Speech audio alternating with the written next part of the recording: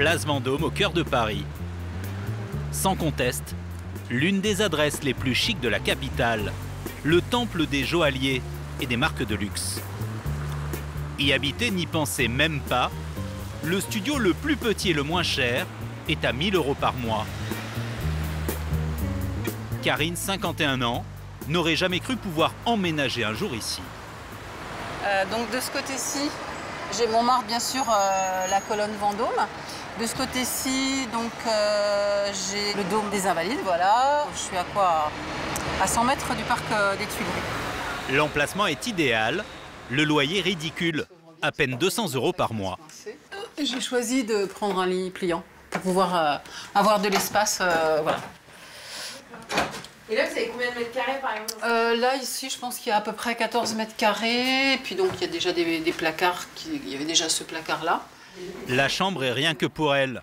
Toutes les autres pièces sont communes. La salle à manger, la cuisine aussi. On a 8 plaques, en fait. Et même cette pièce tout à fait inédite pour un appartement parisien. Voilà. Alors moi, c'est la première fois que je vois une pièce consacrée à des étendoirs qui doit faire quand même... elle fait combien cette pièce? Ça fait bien presque 15 mètres carrés. Hein, ouais. C'est pas mal pour, pour des étendoirs. En réalité, Karine habite dans des bureaux qu'elle partage avec 7 autres personnes. Nous sommes sur un étage où il y a le plus de colocataires. Mais bon, la surface, je pense, justifie le nombre. Parce que je pense qu'il y a à peu près 450-500 mètres carrés ici. Ah, on se marche pas dessus? Non, ça va. En attendant que ces bureaux trouvent un nouveau propriétaire, ils servent d'habitation temporaire et les colocataires peuvent investir les pièces. Voilà, donc ici, il y a un petit espace salon. Comme bon leur semble. Pour justement rester discuter le soir sans gêner les autres colocs, puisque du coup... Aujourd'hui, ils sont 400 en France à vivre de cette façon et à profiter de ces habitations pour le moins originales. Trouver à se loger dans les grandes villes est presque devenu mission impossible. Pourtant, il y aurait bien une solution. Les 6 millions de mètres carrés inoccupés en France, tous les bureaux qui ne trouvent toujours pas preneur. Une société a eu la bonne idée de proposer à ses propriétaires de les exploiter de façon temporaire. Un tout petit loyer en échange de locataires qui acceptent de jouer les gardiens. Alors comment ce système fonctionne-t-il et qui a droit à ces appartements bon plan?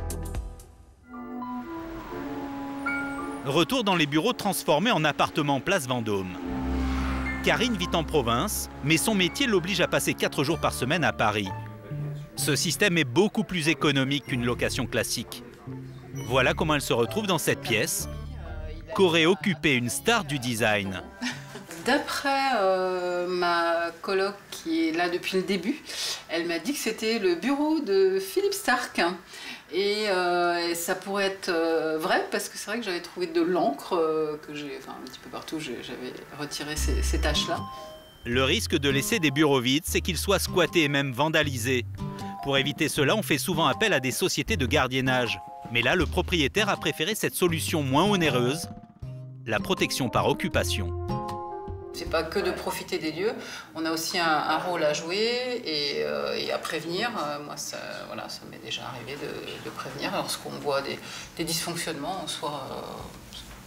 Ça vous avez déjà montré? Oui, une fois. Il y a une personne qui s'était introduite, que j'ai conduite. Le propriétaire a dû faire quelques travaux. Alors ici, c'est notre petite salle de bain. Notamment installer une douche. La cabine. Les 8 colocataires de l'étage doivent se la partager. Des placards qu'on ne peut même pas remplir parce qu'il y en a trop. Et c'est comme ça sur les 5 étages de l'immeuble. Bonsoir. En tout, 22 personnes vivent ici presque en communauté. Il y a tous les âges, toutes les professions. Bonsoir. Émilie, par exemple, a 30 ans. Elle est danseuse. Rémi, lui, est prof de sport. Et tout ce petit monde cohabite. Oh, merci, c'est gentil. Karine, avec ses 51 ans, fait figure de doyenne. Tu vois, ça s'ouvre comme ça. Et là, tu as juste à changer l'ampoule. Tu vois? C'est une ampoule à vis toute simple. Merci. Tu vois? C'est pas compliqué. Hein? Le prix est modique. Mais revers de la médaille, le jour où le propriétaire trouvera un nouveau repreneur pour ses bureaux, les résidents auront 1 mois pour faire leurs valises. C'est quoi vos derniers pronostics? Je sais. 1 an, 2 ans, tant que ça dure, on est là. D'accord. Vous savez pas? Oh non, on n'a aucune idée. On se fait des petits moments de stress en se disant alors tu crois que non on est voilà on se fait des petites soirées pronostics ou non mais c'est vrai qu'on a tous juste envie de rester le plus longtemps possible. Un bail ultra précaire, des locataires obligés de jouer les gardiens et pourtant ils n'échangeraient leur place pour rien au monde. Le seul problème dans le quartier, c'est en fait de trouver un endroit où faire ses courses à un prix raisonnable. Pour rencontrer ceux qui ont eu l'idée de se servir de bureaux vides comme de logements, il faut se rendre en région parisienne. Camelot, c'est son nom, est toujours la seule société sur ce créneau de bureaux transformés en appartements provisoires. Vous êtes inscrit sur notre site internet pour un logement à Rennes, au nord de Rennes, à Montgermont. Voilà, n'hésitez pas à me recontacter à ce numéro-là pour réaliser une visite dans le courant de la semaine. Corentin Pigné y travaille depuis les débuts en 2012. Sa société gère une trentaine d'immeubles en France. Bah, je vais l'appeler du coup. Tout à l'heure ouais, tout à l'heure. Peut-être demain d'ailleurs. Demain Ouais. Ce qui fait pas mal de clés. Pas évident ça de trouver. Oui. 255 Rouen. Mais surtout, c'est à Corentin qu'il revient de choisir les futurs colocataires. Aujourd'hui, il a rendez-vous à Rouen, en Normandie, pour faire visiter un appartement à un nouveau locataire potentiel. Donc on aura un petit entretien de 15-20 minutes avec lui pour essayer de juger s'il est apte à vivre en colocation, parce qu'on va imposer des colocataires aux résidents déjà existants. Donc nous, on a besoin de bien les sentir, de bien les choisir pour être sûr que ça va bien se passer avec les autres colocataires. Ouais. Donc là, vous n'êtes pas 100% sûr alors? Non, on n'est jamais 100% sûr tant qu'on n'a pas signé.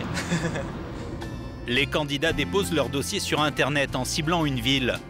Ensuite, les propositions de logement se font en fonction des disponibilités. Dans le cas présent, c'est pour habiter l'ancien siège d'un fournisseur de gaz. Au rez-de-chaussée, tout est resté en l'état.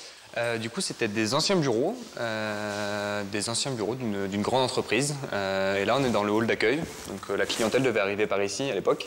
Il y a toujours le hall d'accueil ici, avec le panneau accueil. Et là, il devait y avoir une petite salle d'attente pour les clients. Elle a été transformée en box à bicyclette. Le sas de sécurité, lui, n'a même pas été démonté. C'est étonnant comme une porte comme ça dans une maison, ça. Ouais, du coup, c'est un sas, pour le coup, c'est vraiment un sas de bureau avec la badgeuse sur le côté.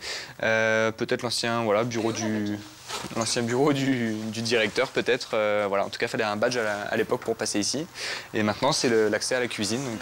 Donc ouais, c'est assez amusant. Toute cette déco peut paraître un peu loufoque. Bonjour, vous allez bien? Mais ce n'est pas pour déplaire aux habitants. Bonjour. Bah franchement, je trouve ça original. Enfin, moi, personnellement, j'habite dans un bureau. C'était l'ancien agent comptable. Enfin, du coup, quand je rentre, je vois Jean-Jacques. Il y a encore le règlement intérieur de l'entreprise avec un extincteur, avec toutes les normes de sécurité. Donc c'est original, quoi. C'est plutôt cool. Ils sont 22 à vivre ici. Secrétaires, cuistots, infirmières ou encore consultants. Et ils seront peut-être bientôt 23. Bonjour. Bonjour, Corentin Pigné. Enchanté. Fabien, 30 ans, doit venir suivre une formation à Rouen. Bah voilà, bienvenue. C'est une amie qui lui a donné le tuyau.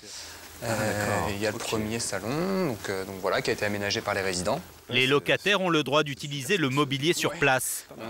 Les appareils électroménagers, en revanche, leur appartiennent. Donc après, je sais qu'il les partagent, mais il faudra juste leur demander avant de les utiliser. Donc là, il y a un résident, là, il n'y en a pas, et là, il y a un résident. Voilà. Donc ça sera cette chambre-là. Ça sera cette chambre-là. La chambre coûte 201 € par mois, eau, électricité et chauffage compris. Que de l'autre côté, Et il y a même une penderie. Ouh, c'est le luxe. Très bien, ok. Non, c'est pratique, c'est parfait. Ah bah satisfait, d'autant plus que je pensais même pas qu'il y aurait même un petit meuble. Bon, tant mieux, coup de chance. Mais oui, tout à fait satisfait, c'est bien. Fabien devra meubler la chambre avec ses propres affaires. Je suis... Fin de la visite. Il peut emménager quand il veut, ce soir s'il le souhaite. Il me faut pièce d'identité, justificatif de domicile. Au-delà du prix très attractif, nul besoin d'avoir un dossier béton de parents qui se portent caution. Il faut simplement justifier d'un salaire. Ce système-là me permet d'aujourd'hui d'avoir un logement alors que, en temps normal, dans les systèmes classiques, je ne pourrais pas. Donc oui, c'est plutôt bien. En réalité, il y a une seule chose qu'on lui demande. Une adresse chez qui habiter au cas où. C'est la lettre d'engagement de relogement. C'est une tierce personne qui s'engage à reloger le résident si jamais on met le préavis de 1 mois en place. Ça, c'est obligatoire. Ouais, ça c'est obligatoire. Dans le même temps, Fabien va devoir se soumettre à un règlement intérieur très strict. Il n'y a pas le droit d'organiser des fêtes ou des réunions. Vous n'avez pas le droit de recevoir plus de 2 visiteurs à la fois à l'intérieur du bâtiment. Interdiction de fumer dans les locaux.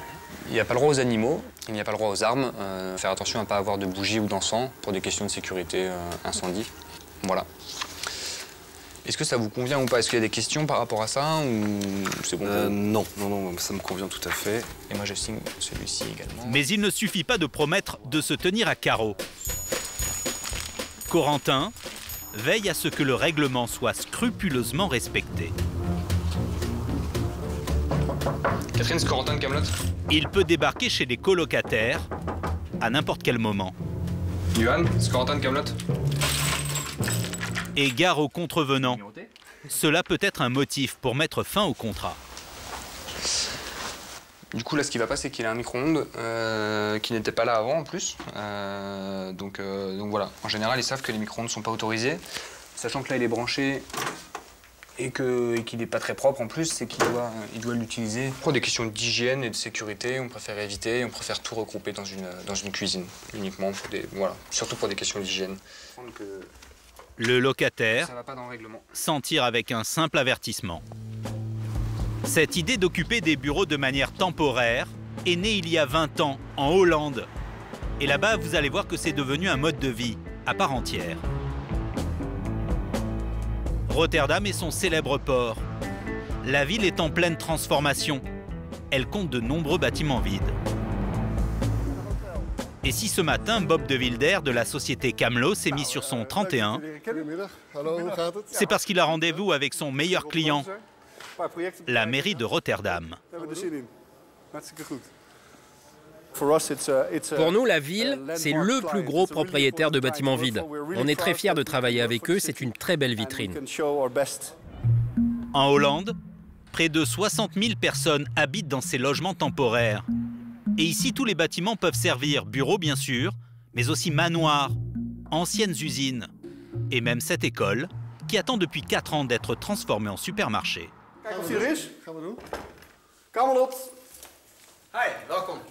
Ah, bonjour Malik. Je te présente Tom, le responsable de la mairie. On est venu faire une petite inspection. Fini les tables d'écoliers, les tableaux noirs, place au boule à facettes de ce studio de danse salsa. Aux Pays-Bas, il n'y a pas que les habitants qui logent dans ces bâtiments. Juste à côté, une association caritative y a installé ses bureaux. Ici, cette forme d'occupation est extrêmement répandue. Et pour Gudrun, la présidente de l'association, travailler ici était une évidence. Dans les années 60, le squat était normal ici, aux Pays-Bas. Ça fait partie de notre culture. Puis les choses ont été de plus en plus organisées. Maintenant, on a trouvé un bon système, donc c'est devenu banal de bouger d'un bureau temporaire à un autre. Et c'est légal. Squatter des bâtiments vides, c'est toujours fait aux Pays-Bas. Et c'est comme cela que Bob a eu l'idée de créer Camlo il y a 25 ans. Ce qu'il manquait, c'était un cadre légal. Donc avec mon partenaire, on a créé ce cadre légal qui était indispensable pour aller voir le propriétaire et lui dire « Si vous signez là, donnez-moi les clés et je m'occupe de tout ». Ça coûte cher de faire surveiller un bâtiment. Là, cette solution ne nous coûte pas d'argent, elle nous en apporte. Donc, d'un point de vue financier, c'est mieux pour nous. En Hollande, Camlo n'est pas la seule sur le coup. Une cinquantaine de sociétés privées se disputent le marché de ces locations temporaires. Bonjour, je suis de Camlo. On peut venir jeter un œil? Oui, bien sûr. Dan est étudiant, il habite 2 anciennes salles de classe, 80 mètres carrés à lui tout seul, pour 265 €. J'imagine que c'est votre chambre à coucher là-bas? Oui, il y a ma chambre. Là, c'est mon bureau pour étudier. Et là, le coin que j'ai aménagé pour faire ma gym. À bien y regarder, une famille entière pourrait y loger. Mais ce n'est pas l'objectif de ce concept de résidence provisoire. On n'est pas là pour résoudre la crise du logement. C'est trop petit, et puis c'est temporaire. C'est vraiment pour une catégorie bien spéciale de gens, comme les étudiants ou des personnes qui n'ont pas envie de se fixer.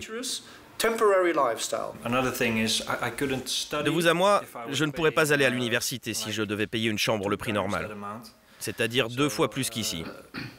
Ce type d'hébergement me permet tout simplement de continuer mes études. En Hollande, tout le monde semble avoir assimilé le concept. Chez nous, il y a du mieux, mais c'est encore trop nouveau. La société française se heurte à la frilosité des propriétaires et des pouvoirs publics.